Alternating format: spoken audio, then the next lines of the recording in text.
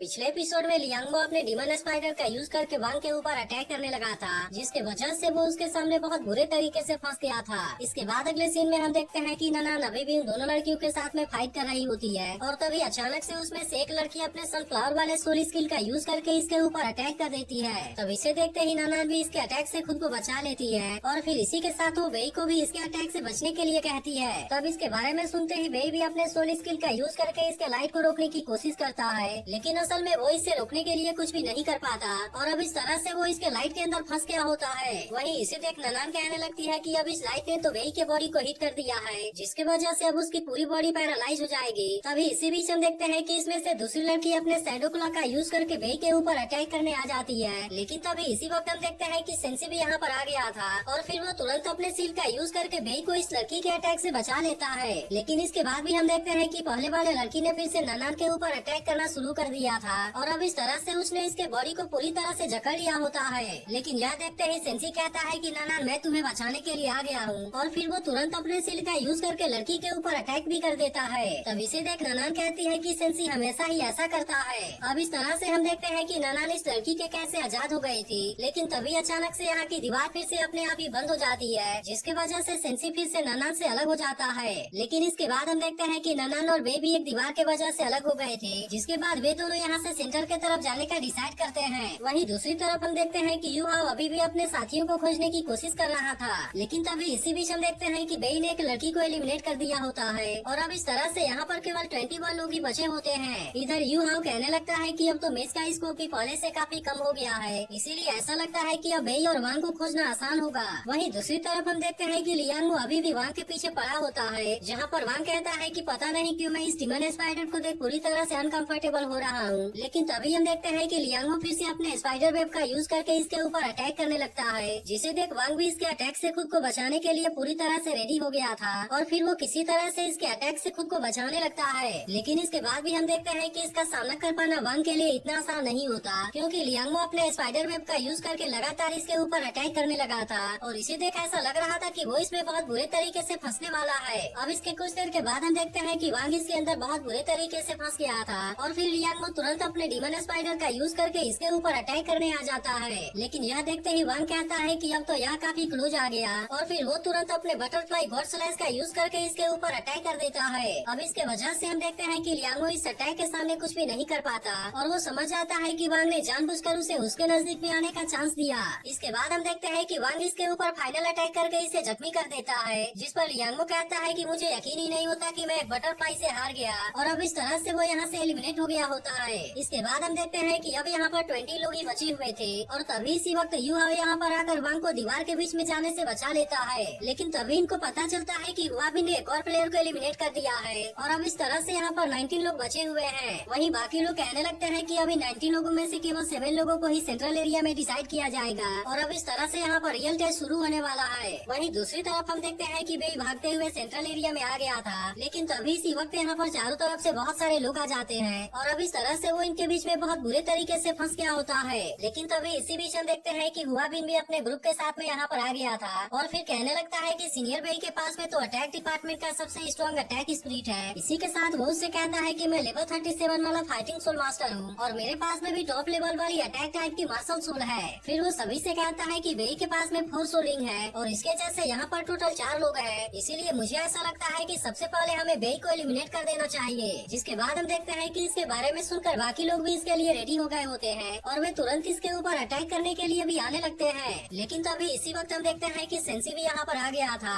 और वो इन सभी के अटैक को रोकते हुए कहता है कि चला तुम मेरे आने का भी वेट तो कर लो। इसके बाद वो बेई से कहता है कि आउटर कोर्ट यार्ड में मेरे पास में सबसे स्ट्रॉन्ग डिफेंस है और इस तरह से हम दोनों तो पुराने दुश्मन हैं। तब इसकी ऐसी बात सुनकर हुआबिन उससे पूछता है कि क्या तुम हमें ज्वाइन करना चाहते हो। लेकिन सेंसी कहता है कि वैसे तो मैंने बेई के साथ में बहुत बार फाइट किया है, लेकिन इस बार मैं देखना चाहता हूँ कि जब स्ट्रॉन्गेस्ट अटैक और स्ट्रॉन्गेस्ट डिफेंस एक साथ में मिलते हैं तो उनका क्या असर होता है। तब इस पर हुआबिन उससे कहता है कि यह कॉम्बिनेशन तो सच में बहुत ज्यादा स्ट्रॉन्ग होगा, लेकिन तुम्हें यह बात भी नहीं भूलना चाहिए कि हम यहाँ पर 12 लोग हैं और इसीलिए क्या तुम्हें लगता है कि तुम दोनों हमारे सामने टिक पाओगे। लेकिन तभी इसी वक्त हम देखते हैं कि ननान भी यहाँ पर इनका साथ देने के लिए आ जाती है, जिसे देख सेंसी कहता है कि फाइनली तुमने तो मुझे एक्सेप्ट कर लिया। लेकिन इस पर ननान उससे कहती है कि मैं तो असल में वेई के साथ में कोऑपरेट कर रही हूँ और इसीलिए मैं सबसे पहले तुम्हें ही एलिमिनेट करना चाहूंगी। तभी इसी वक्त हम देखते हैं कि इसमें से एक लड़का लड़का इनके ऊपर अटैक करने के लिए आता है, लेकिन बिल्कुल सही समय पर आकर काइतो ने इसके अटैक को बहुत ही आसानी से रोक लिया था और फिर इनसे कहता है कि क्या तुम इसमें सोल गाइड ब्रांच को शामिल नहीं करना चाहते। तब इस पर हुआबिन उससे कहता है कि तुम्हें उसी साइड में जाना चाहिए जिसके जीतने का चांस ज्यादा हो, नहीं तो मुझे ऐसा लगता है कि तुम भी इन तीनों के जैसे यहाँ पर फेल हो जाओगे। यह सुनकर काइतो उससे कहता है मैं तो उसी का साथ दूंगा जो कि मुझे ज्यादा खुशी देगा, इसीलिए मैं तुम्हें बता देना चाहता हूँ कि मुझे यूहाओ के साथ में बहुत अच्छा लगता है, लेकिन आखिरकार तुम हर समय उसके साथ में पंगा क्यों लेते रहते हो। लेकिन अब इसी के साथ हम देखते हैं कि सियाओ भी यहाँ पर आ गई थी और फिर वो काइतो से कहती है कि तुम्हारी चॉइस बिल्कुल सही है। इसके अलावा हम देखते हैं कि अब यहाँ पर यूहाओ और वांग भी आ गए थे और अब इस तरह से ये सभी सातों मिलकर इन 12 लोगों का सामना करने वाले होते हैं। तब इसे देख हुआबिन और उसके साथ वाले बाकी लोग भी इनके ऊपर अटैक करने के लिए रेडी हो जाते हैं, लेकिन तभी अचानक से इन दोनों ग्रुप के बीच में एक दीवार आ जाती है। फिर ननान कहने लगती है कि अब तो हम यहाँ के सेंट्रल एरिया में आ गए हैं और अब इसीलिए मुझे ऐसा लगता है कि हमें किसी भी कंडीशन में उनके साथ में फाइट करना ही पड़ेगा। तभी वे यूहाओ, वांग और सियाओ से कहता है कि तुम तीनों के पास में सबसे लो लेवल की कल्टीवेशन बेस है, इसीलिए मैं चाहता हूँ कि तुम्हें हमारे साथ में रिस्क लेने की कोई जरूरत नहीं है, क्योंकि हम तुम्हें यहाँ पर किसी भी खतरे में नहीं देखना चाहते। लेकिन इसके बाद भी हम देखते हैं कि यूहाओ इसके लिए पूरी तरह से रेडी होता है और फिर वो बेई से कहता है कि इसके लिए मेरे पास में बहुत अच्छा प्लान है। इसके बाद अगले सीन में हम देखते हैं कि इन दोनों ग्रुप के बीच की दीवार फिर से हट गई होती है और अब इस तरह से वे एक दूसरे का सामना करने के लिए रेडी हो गए होते हैं। वहीं दूसरी तरफ हम देखते हैं कि बाकी लोग भी इसके लिए पूरी तरह से एक्साइटेड होते हैं। तभी अचानक से बाकी सभी यूहाओ, वांग और सियाओ से अलग हो जाते हैं, जिसे देखते ही हुआबिन भी अपने लोगों को इनके ऊपर अटैक करने के लिए भेज देता है और अब इस तरह से यहाँ पर इनके बीच में बहुत ही शानदार तरीके से फाइट होने लगती है। तभी इसी बीच हम देखते हैं कि काइतो एक लड़की के ऊपर अटैक करने की कोशिश करता है, लेकिन तभी इसी वक्त एक लड़का आकर अपने सिर से उसे बचा लेता है। इसके अलावा हम देखते हैं कि दो लड़कियां ननान के ऊपर भी अटैक करने लगी थी और फिर वो मोटा लड़का भी सामने से इसके ऊपर अटैक करने के लिए आ जाता है, लेकिन तभी हम देखते हैं कि सेंसी यहाँ पर आकर ननान को बचा लेता है। वहीं हुआबिन कहने लगता है कि तुमने तो बाकी लोगों को खुद से अलग कर दिया, इसीलिए मुझे ऐसा लगता है कि तुमने अपने मौत का खुद बुलावा दिया है और अब इस तरह से वो इनके ऊपर अटैक करने के लिए रेडी हो जाता है। लेकिन तभी हमें पता चलता है कि यह सब तो असल में हुआबिन का प्लानिंग था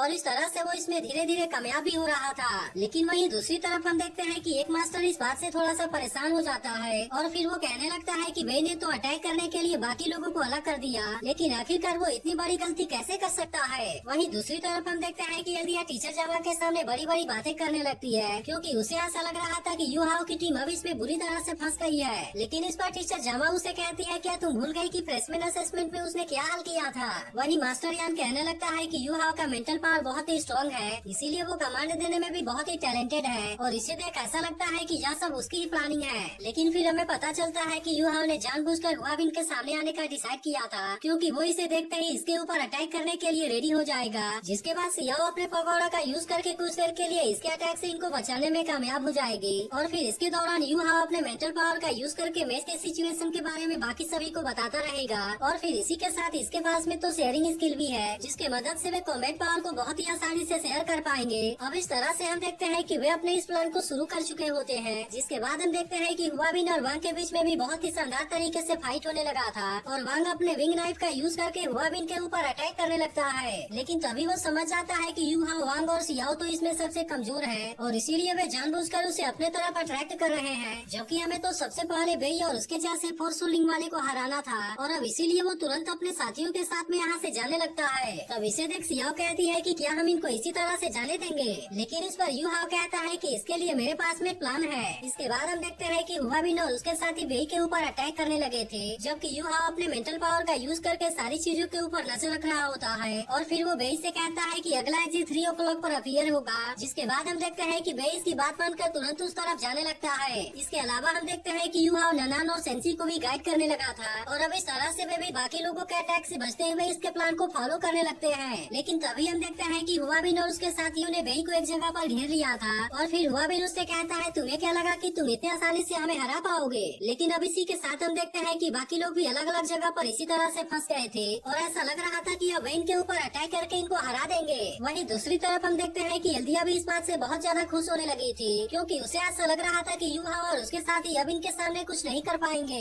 लेकिन तभी हम देखते हैं कि जैसे ही वे सभी अपने अपने पावर का यूज करके इनके ऊपर अटैक करने जाते हैं, तभी अचानक से यहाँ के सभी एग्जिट एक साथ में ओपन हो जाते हैं, जिसका फायदा उठाकर वांग और यूहाओ ने अपने मार्शल सोल फ्यूजन स्किल को पहले से ही एक्टिवेट कर लिया था, जिसे देख वे सभी समझ जाते हैं कि वे इनके ट्रैप में बहुत बुरे तरीके से फंस चुके हैं। लेकिन अब इस तरह से हम देखते हैं कि इनमें से कोई भी इनके सामने उन्हें कुछ नहीं कर पाता, क्योंकि यूहाओ और वांग ने अपने मार्शल सोल फ्यूजन स्किल का यूज करके इनके ऊपर अटैक कर दिया होता है और एक लाइन में होने के वजह से वे सभी इसमें एक साथ में बहुत बुरी तरह से जख्मी हो जाते हैं। वहीं दूसरी तरफ हम देखते हैं कि इस बात से बाकी लोग भी पूरी तरह से हैरान हो गए होते हैं और फिर टीचर जामा कहती है कि वांग और यूहाओ के मार्शल सोल फ्यूजन स्किल के पास में बहुत ही स्ट्रॉन्ग अटैक पावर है, लेकिन इन्होंने सबसे पहले बेई का यूज करके उन सभी को एक साथ में लाने का ट्राई किया और इस तरह से उन्होंने अपने केवल एक अटैक से उन सभी को हरा दिया। वहीं मास्टर यान भी कहने लगता है कि इन्होंने तो केवल अपने एक अटैक से 12 स्टूडेंट को एक साथ में हरा दिया, इसीलिए ऐसा लगता है कि इन दोनों का मार्शल आर्ट 100% सुटेबल है। अब इस तरह से हम देखते हैं कि वे सभी 12 लोग यहाँ पर एक साथ में एलिमिनेट हो गए होते हैं, जबकि यूहा और उसके सभी साथी इसमें विनर बन गए थे। अब इस तरह से हम देखते हैं कि वे सभी लोग इस बात से काफी खुश हो गए थे, इसीलिए वे सभी इनके लिए तालियां भी बजाने लगते हैं और फिर इसके बाद एपिसोड यहीं पर एंड